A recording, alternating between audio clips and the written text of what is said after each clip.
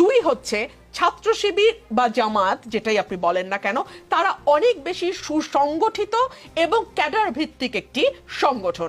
আপনি ছাত্র শিবির বা জামাতে ইসলামের প্রতিটি কর্মী, প্রতিটি নেতা, প্রতিটি সমর্থক, প্রতিটি সাথী প্রত্যেকে দলের মানে একেবারে ফোরামের বাইরে, একদম four corner of the party যে রুলস এন্ড রেগুলেশনস, তার বাইরে তারা কখনোই যাবে না, কোনো রকমেই তারা ভোট দেবে না।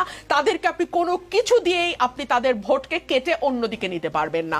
তিন হচ্ছে এই যে ওয়েলফেয়ার পলিটিক্সের কথা আমি বলছিলাম, আমি গণমাধ্যমে দেখলাম, এটা তো আমার জানার কথা না, আমি তো জামায়াত বা শিবিরের সঙ্গে যুক্ত নই, তারা বিভিন্ন জায়গায় স্টুডেন্টদেরকে নানানভাবে সহযোগিতা করেছে। ফর এক্সাম্পল ওয়াটার পিউরিফায়ার, প্রতিটি হলে হলে তারা ওয়াটার পিউরিফায়ার দিয়েছে।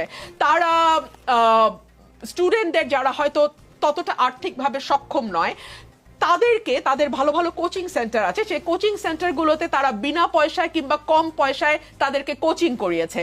অর্থাৎ স্টুডেন্টদের সুখে দুঃখে একেবারে আজকে থেকে না, এটা এক বছরের প্রস্তুতি না, কিন্তু এটা জামাতের বহু পুরনো প্রস্তুতি।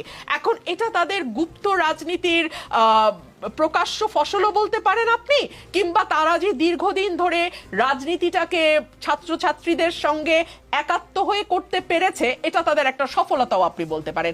তবে আমার কাছে যেটা মনে হয়, যারা পরাজিত হয়েছে তারা ডিনায়ালের মধ্যে না থেকে কিংবা অস্বীকারের সংস্কৃতি মধ্যে না থেকে, বা কি আওয়ামী লীগের ভোট জামাতে চলে গেছে এইগুলো কথা বলা না, দলকে আরো বিপর্যয়ের মধ্যে ফেলা। কেন ফেলা, আমি আপনাকে একটা হিসাব দিয়ে বুঝাই। ধরুন ডাকসু নির্বাচনে ছাত্র দলের ভিপি প্রার্থী পেয়েছে 5,000 বা 6,000 ভোট, হ্যাঁ, আর শিবিরের প্রার্থী পেয়েছে 14,000 ভোট, এখানে 9,000 ভোটের একটা গ্যাপ আছে। তো তাইলে কি আপনি স্বীকার করছেন যে এই 9,000 ভোট ছাত্রলীগের ভোট? মানে তাহলে আপনি কি বলতে চাইছেন? সো এই ধরনের কথাবার্তা না বলে ঠান্ডাভাবে দলীয় ফোরামে বসে চিন্তা ভাবনা করে কথা বললে ভালো হয় বলে আমার মনে হয়। ব্যারিস্টার রুমিন ফারহানা।